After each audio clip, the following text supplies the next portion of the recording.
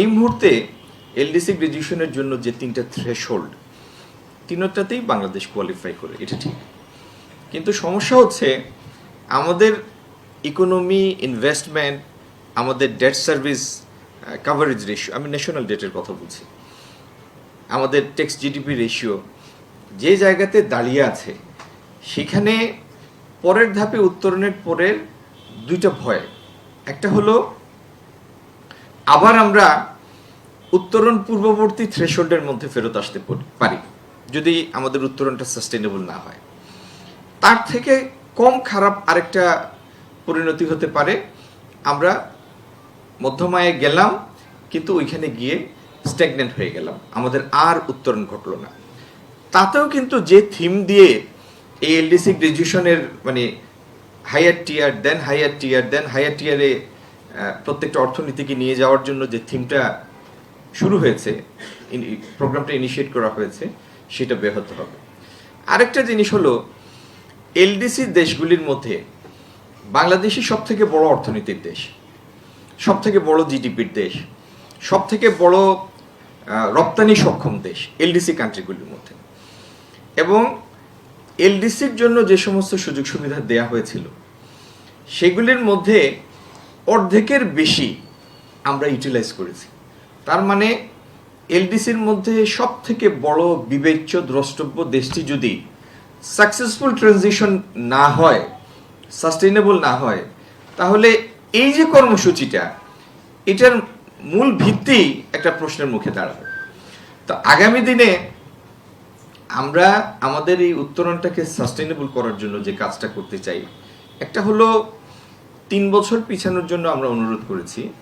3 বছর পিছানো মানে এই থিম থেকে বের হয়ে আসা না, এই 3 বছরও পুরো হবে এই সরকারের মেয়াদকালে। 5 বছরের জন্য আপনারা আমাদেরকে দায়িত্ব দিয়েছেন, তো 3 বছর পরে আমাদের হাতে ইনশাল্লাহ সেই উত্তরণটা হবে, যদি 3 বছরের এক্সটেনশনটা আমরা পাই। আলটিমেটলি তো এটা ইউএন জেনারেল অ্যাসেম্বলি অ্যাপ্রুভ করতে হবে। প্রিপারেশনগুলি কি কি? আচ্ছা, এই মুহূর্তে বাংলাদেশ যে ক্রস রোডে দাঁড়িয়ে আছে তার কয়েকটা দিক আছে। একটা হলো আজকে থেকে যদি 10-12 বছর পেছনে আপনি ফেরত যান, তাহলে দেখবেন আমাদের জাতীয় ঋণ, ন্যাশনাল ডেট, আমাদের তৎকালীন জিডিপির সাথে রেশিও হিসাবে 1/5 ছিল, 20-21% ছিল।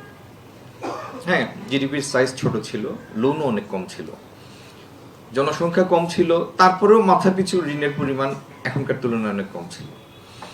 হঠাৎ করে পরবর্তী 4-5 বছরের মধ্যে আমাদের ঋণের এপিটাইট ভীষণভাবে বেড়ে গেল, ঋণ ক্ষুধা।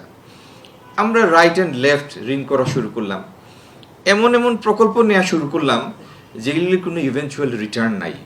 এবং কেউ যদি একটা সেনিটি নিয়ে, স্বাভাবিকতা নিয়ে, ঠান্ডা মাথায় এগুলির উপযোগিতা বিচার বিবেচনা করে, তাহলে মাথায় হাত দেওয়া ছাড়া কোনো উপায় থাকবে না। যে কারণে দেখা গেল অল্প সময়ে এত ঋণ যেগুলির রিটার্ন নাই। আচ্ছা, ঋণটা নেয় কেন?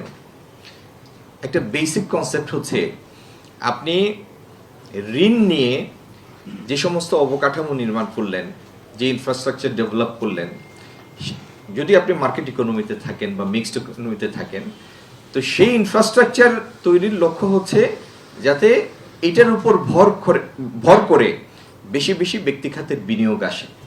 এবং সেই বিনিয়োগ তৈরি হলে দুইটা ঘটনা ঘটবে। এক, অনেকগুলি এমপ্লয়মেন্ট ক্রিয়েট হবে, আপনার কর্মসংস্থানের সমস্যা মিটবে।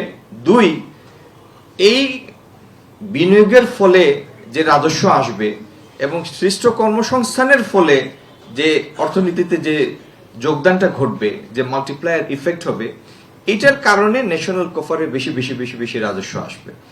এবং এই রিটার্ন থেকে আপনি ইনফ্রাস্ট্রাকচারের পিছনে ঋণ নিয়ে যে টাকাটা খরচ করলেন, সেটা পরিশোধ করার জাতীয় সক্ষমতা আপনার তৈরি হবে।